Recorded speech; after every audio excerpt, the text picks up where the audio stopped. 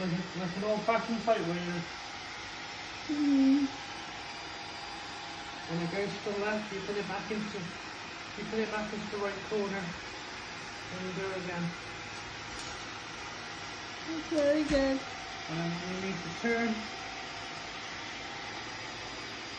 Bring it with the left.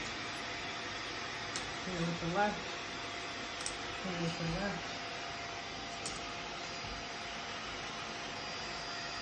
Very important not to get it caught with one of the wheels. Otherwise you'll be thrown off your trajectory course.